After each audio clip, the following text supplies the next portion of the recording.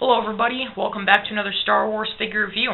Today we have another clone trooper from Wave 2 of the Revenge of the Sith line, and that is one of my all-time favorite figures from this wave, and that is Clone Commander Cody. Now, I never did get this figure in the Legacy collection just because I could not find him, and I've only seen this guy twice.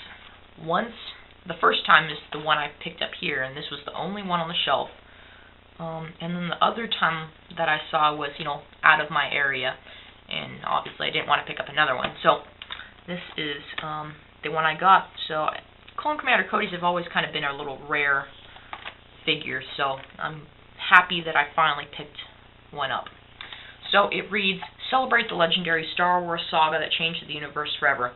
This collection brings to life the incredible story of good versus evil that captured our imagination and took us to a galaxy far, far away. Iconic Star Wars heroes and villains are captured with incredible detail and premium features to commemorate each epic tale in the Star Wars saga. May the Force be with you." So the first Clone Commander Cody to be released on a basic card was in the Saga Collection 2005 through 2006. So, and I absolutely love this card back. I mean, this is one of my favorite card backs that I have. I mean, it just looks superb. So, really happy with this. And the figure does not disappoint by any means as well. I mean, he looks great, and just so happy to get him. One thing I've noticed about this figure is he is slightly smaller than my other Revenge of the Sith clone troopers. So I don't know what's up with that, but it's not that big of a deal. As you can see, he comes with a DC-15 rifle, as well as his hologram of Darth Sidious.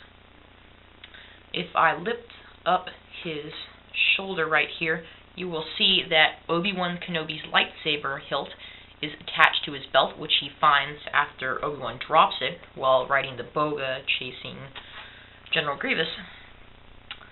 He has a removable helmet, which shows a great head sculpt of Cody.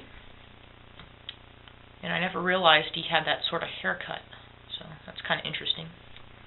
Here is the helmet, which is a great sculpt, by the way.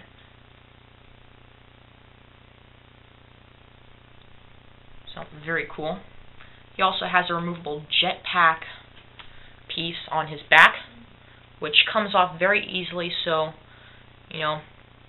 if you're going to play with this figure, I may recommend that you want to glue this in place so it doesn't fall off. But if you're just displaying this on a shelf, as I am, there's no sense on doing that. I'll run into his articulation real quick. He's got a ball-jointed neck, ball-hinged shoulders and elbows, swivel wrist, ball-jointed torso, ball-hinged hips, which is great, ball-hinged knees and ankles. So, ultra articulation for this guy. Another thing I just noticed about him is his thermal detonator is a lot smaller. I don't know if they just kind of shrunk this figure, but it seems like that has kind of happened. There is some great battle damage, as in chunks of armor taken out of his plastoid armor. So it just looks great weathering, or not necessarily weathering, but battle damage on this figure.